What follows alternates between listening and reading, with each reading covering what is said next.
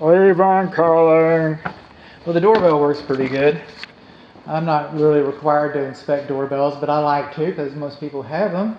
Front door closes nice and fine. See that? This side light, okay, it's got what's known as a bug in it. Okay, it's shatterproof. Okay, safety glass. Excuse me, it's tempered safety glass.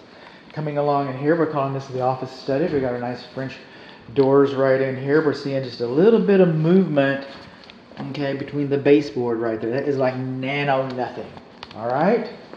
All the receptacle outlets I could get to were working. Most of the windows were working that I could get to. This window right here looks like it's got a little water damage down here in the corner. This is the office study south wall east window around the sill, and also this latch right here, the same east window latch. That latch will not make. All right, the others make. The windows work fine. I don't think I did the kitchen window. I might, but short guy here. I'm trying to accommodate the sellers because they seem to want to share your option period time with you. We had a discussion already about the popcorn ceiling in the garage. I think it's the garage opener video. Got a little bit of separation on the baseboard right there, and it's like nothing. I don't know what to call that inset. So I have to look through my Architectural Digest magazines and see if I can get a clue. Right? Okay, switches are just about everywhere they're supposed to be. Moving on along, this is in the front bedroom. All the doors open and again, all the doors are open and closing like they should. This is pretty nice. All right. So just coming in, and this is how I remind myself of where I've been. Okay, and just letting you know, and see how easy the blind. I don't inspect blinds, but see how easy the blinds work. Now this window right here was kind of stiff to operate, but they usually are. These little sliders over the bathtub. They usually don't get a lot of action. All right. This is the middle bedroom. And again, the doors are, and even this is tempered safety glass. Yes, this window does have an alarm in it. I see that, but it should be a separate alarm.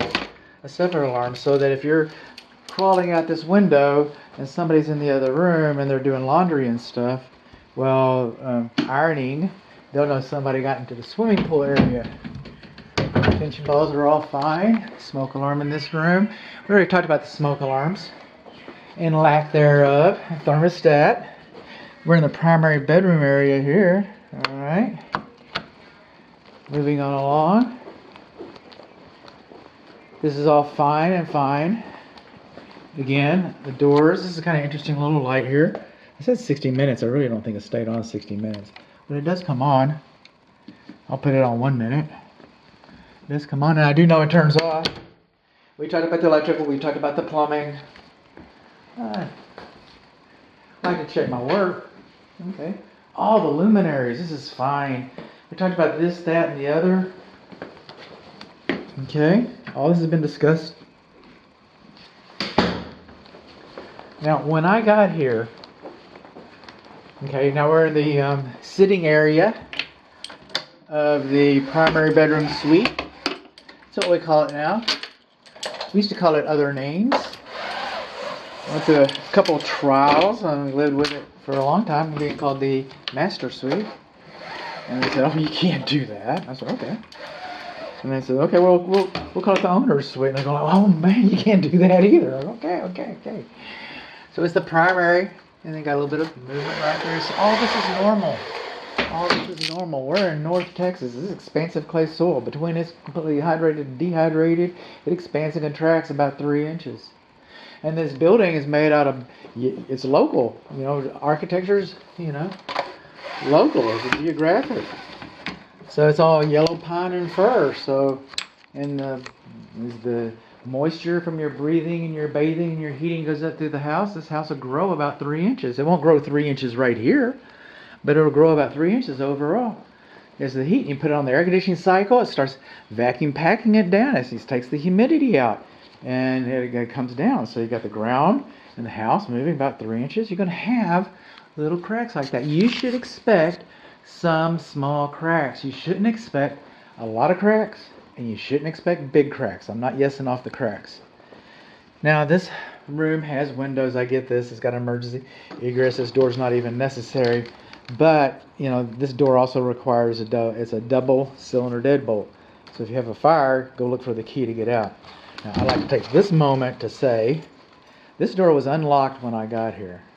All right? I'm locking it before I leave.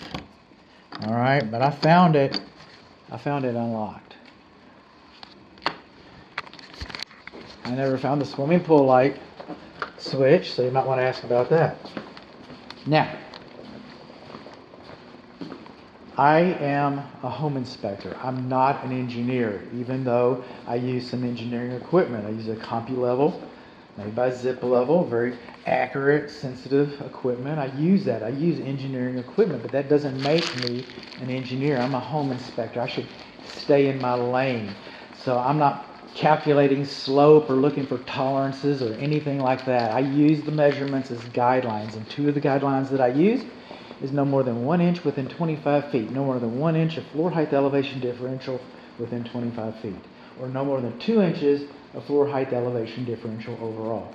And of course, this home is occupied, it's got furniture in it, so I didn't measure every square inch. There's certain places, but I got a good representative sample, and I got 1 inch overall, not 1 inch within 25 feet, 1 inch overall. That's about as level as a pool table. Okay, so level is not stability, and I use other things to look at, whether the doors are open and closing like they should. You know what? They sure seem to be, and the windows too. Where the windows are open and closing, I'm seeing almost no signs of movement. I've seen it at the freeze boards and stuff, but my opinion about this foundation today is that it is performing the function for which it's intended. And I'm not an engineer. I'm not going to dissuade you from getting an engineer's second opinion should you want one. However, I'm not discouraging you, because peace of mind is worth something. But you're probably, if you brought an engineer in, you're probably going to be purchasing some peace of mind. And there's nothing wrong with that. There's nothing wrong with that at all. You've been in here and in here and in here. Now, you might not know this, I'm going really fast, and Paul's here, so we got a party going, and the home buyers are coming in. I'm kind of like under the little, it's a race for time, but this is the last video I'm making today. This is the only thing I'm really thinking about is going home. Actually, I'm thinking about having a conversation with you, my dear client, and then going home, but this is the time when I like to say, thank you. Thank you for your trust and your business. That means the world to my family and I. So, if you've got any questions, of course, I like to talk to anybody about home inspections, but I'm going to talk about this specific home. If my client has any questions about this home, please don't hesitate to reach out to me. Don't reach out to call. All right?